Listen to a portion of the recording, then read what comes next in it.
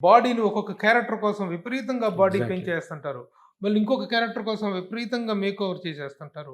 ఈ మార్పులనేటువంటియి ఈ పెయిన్ మీద ఎలాంటి ప్రభావాన్ని చూపిస్తాయంటారు? చాలా ప్రభావం చూపుతాయి, కానీ తప్పదు వాళ్ళకి. హ్మ్. ఒకటి ఫిల్మ్ స్టార్స్‌కి, ఇంకోటి స్పోర్ట్స్ పర్సన్‌కి. ఇప్పుడు ఒక స్పోర్ట్స్ పర్సన్ ఉన్నాడు, విరాట్ కోహ్లీ తీసుకోండి. విరాట్ కోహ్లీ ఒక 16, 17లో కెరియర్ స్టార్ట్ చేసి ఉంటాడు.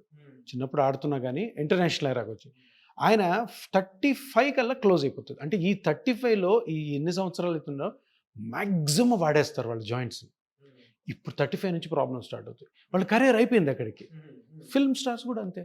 ఇప్పుడు ఒక మూవీలో ఏమో ఫుల్ సిక్స్ ప్యాక్ కావాలి, ఒక మూవీలో ఆమీర్ ఖాన్ ఏదో సినిమాలో ఇంతలా ఫ్యాట్ అయిపోయినాడు.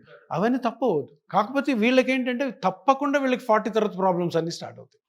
40 తర్వాత చాలా స్టార్ట్ అవుతాయి. ఎందుకంటే వాడాల్సిన ఏ జాయింట్స్ మొత్తం వాళ్ళు 35, 40లో వాడేసి ఉంటారు. క్రికెటర్స్ అంతే, అథ్లీట్స్ అంతే. వీళ్ళు తర్వాత లక్కీగా కొంతమందికి లేట్గా వస్తాయి ప్రాబ్లమ్స్, కొంతమందికి అర్లీగా వస్తాయి. చాలామంది హీరోలు ఉన్నారు ఇక్కడ 40, 45 కల్లా knee joint pains, ankle pain, spine pain. మీకు అలాంటి వాళ్ళు ఫిల్మ్ చాలా మంది వచ్చారు. స్పోర్ట్స్ పర్సన్ చాలా మంది వచ్చారు. Sports person, film stars. ఇప్పుడు యాక్టివ్గా ఉన్న 2-3 టాప్ హీరోస్ కూడాను షోల్డర్ సరిగ్గా ఎత్తలేకపోయిన పరిస్థితులు ఉన్నారు. ఏమంటే సార్ జిమ్ సార్ మాకు వాడు 75 కేజీలు ఎత్తిస్తాడంట.